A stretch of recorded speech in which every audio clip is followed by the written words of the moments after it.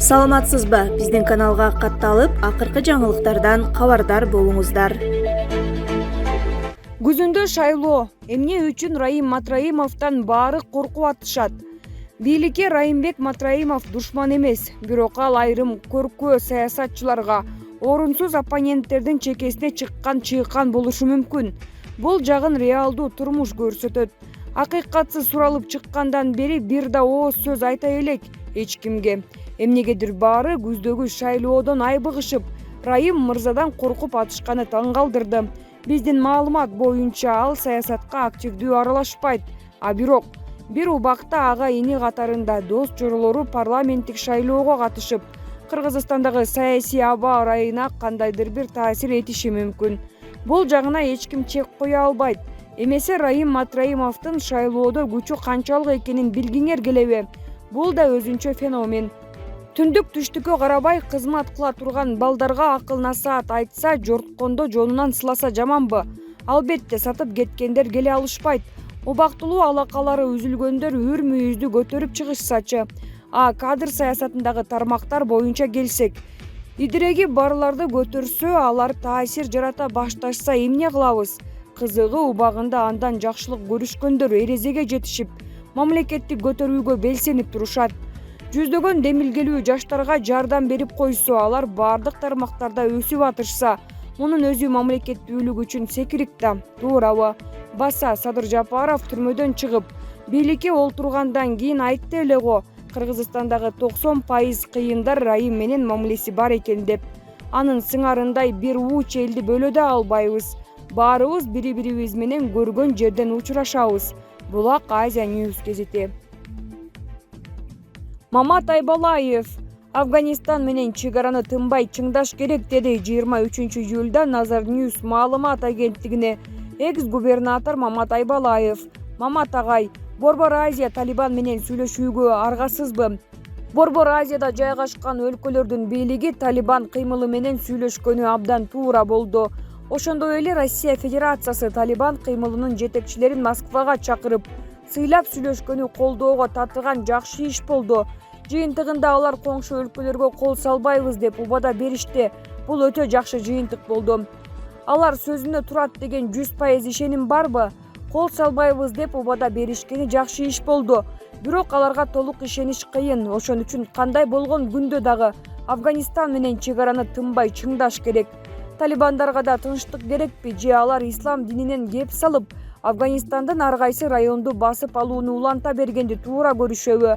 Талибан кыймылына да тынчтык керекпи? Же алар согушууну жумуш, өнөр катары көрүшөбү? Өмүр бою иштебеген, кесиби жок, согушканды гана жакшы билген көпчүлүгү сабатсыз.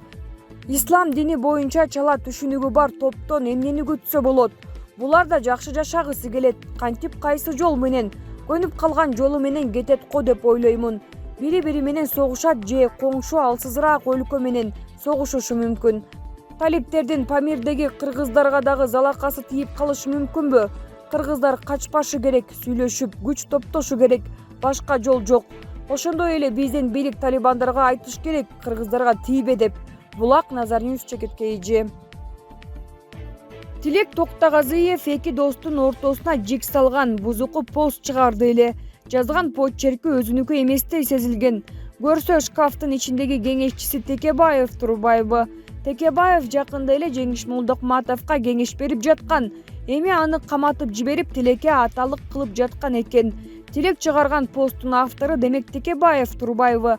Бузуку адам эч качан түзөлбөйт тура. Өзү бул Текебаевдин айлана чөйрөсүн толугу менен өзүн баш кылып жок кылмайынча, Кыргызстанда эч качан тынчтык өнүгүү болбойт. Муну саясатчы эмес, адам деле эбак эле түшүнүп бүткөн. Камчыбек Ташиев бузуку эл душмандарын, коррупционер, бандиттерди шакалды аткандай мыйзам менен атып жок кыламын деди эле. Тезирээк мына ушул Текебаевден баштап жок кылсын да. Куйтуланган бул шакал өлүмүш болуп, кол астындагы Тилек, Жанар сыяктуу майда шакалдарын ишке салып олтурат. Бети жок. Текебаевди июнь окуясы боюнча жестко жоопко тартып, түрмөгө тыгып салбаса, кыргызды эч качан 1-2 болбойт. Тилек майда шакалдагы тизгинин тартып, бир түрмөнүн дубалдары менен сырдаштырып коюш керек. Болбосо Теке атасына ишенип, итчилик кылып жүрө берет. Нура Анаркулова. Кыргыз-тажик чек арасы такталбаган аймакта ишембилик жүрүп ок атылды. Бүгүн 24-июлда Баткен району Ак Суу айыл аймагына караштуу Көкташ айылындагы такталбаган аймакта Кум Мазар деген жерде эки тараптан ок атышуу болгонун аймактык кабарчы Турмуш басылмасына билдирген. Маалым болгондой, такталбаган аймакта Кум Мазарда 60 чакты тажик жараны ишембилик жүргүзүп башташкан. Ошондо кыргыз тургундары такталбаган аймакта тазалоо иштерин жүргүзүүгө каршы пикирлерин билдирип, нааразычылык жаратышкан. Ошол маалда тажик тараптан ок чыккан. Андан кийин эки тараптан ок атышуу болду. Булак Турмуш Кейжи. Туркияда катуу сел шаар жолдорду каптады. Туркиянын түндүк чыгышындагы Ризе жана Артвин провинцияларында нөшөрлөп жааган жамгырдан улам сел башталды. Бул тууралуу республиканын өзгөчө кырдаалдар башкармалыгы билдирди.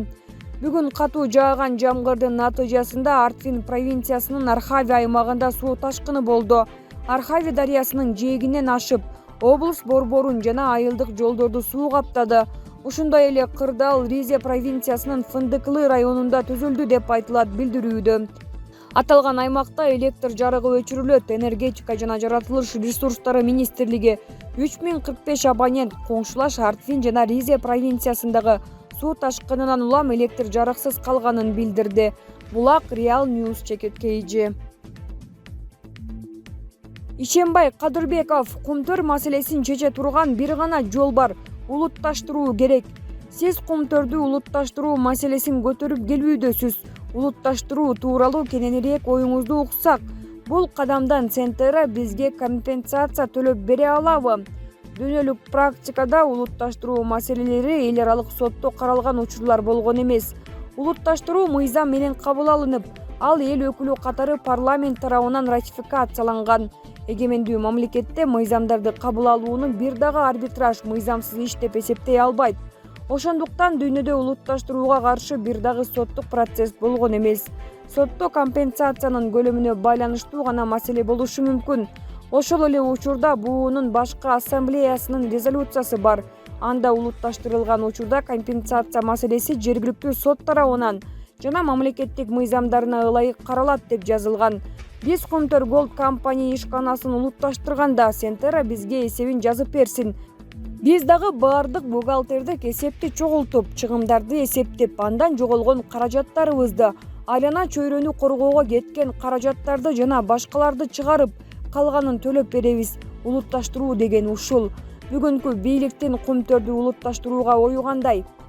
Мен кумтөрдү улутташтыруу керек деп айтып жатам. Бүгүнкү бийлик болсо, жок, компанияны ичара башкарабыз деп жатышат. Кумтөр маселесин чече турган бир гана жол бар, улутташтыруу керек. Башка жол жок. Эгерде 2009-жылкы келишимди бузсак, арбитраждык соттон уттурабыз. Келишимди бир тараптуу бузганда экинчи тарап уттуруп коет. Ошондуктан бир гана арбитраждык сот карабаш үчүн, маселе дүйнөлүк деңгээлде чечилиши үчүн бир гана улутташтыруу маселеси чечилиши зарыл. Азыркы бул акыбалга алып келгендерди жоопко тартылып жатканын толук колдойм. Бүгүнкү кыйын акыбалга алып келгендер жоопко тартылбаса, дүйнөлүк арбитраждык сотторда түшүнбөй калышат. Көрүлүп жаткан чараларды толугу менен колдойм. УКМК башчысы Камчыбек Ташиев, Акаев, Бакиевке да издөө салганын жарыялады. Өзгөчө ушул эки адамдын учурунда иштеген өкмөт мүчөлөрү мыйзамдарга кол коюп беришкен. Албетте жооп берүүлөрү керек. Эгерде 2003-жылкы, 2009-жылкы келишимдер коррупциялык схема менен болгону далилденсе, дүйнөлүк арбитраждык сот дагы көңүлүнө алат. Коррупциялык схема менен түзүлгөн келишимдер эл аралык деңгээлде жакшы кабыл алынбайт. Биздин бийлик ушул жол менен бара жаткандай. Бул эки келишим биздин бийликте тургандардын жана Центеранын коррупциялык негиз менен жасагандарын далилдеп, тиешелүү адамдарды жоопко тартып, маселени чечеле деген дагы жакшы вариант. Бирок бул көп жылдарга созула турган иш. Тынымсыз соттор, апелляция болот. Кумтөр болсо талкаланып баратат. Ошондуктан улутташтырып, бул маселени тез арада чечиш керек. 30 жыл ичинде Кыргызстан өзүнүн байлыгына ээ болгон жок. Баардык алтындар чет өлкөгө агып кетти. Ошол эле учурда Кыргызстандын экологиясына оорду толгуз зыян келтирилди.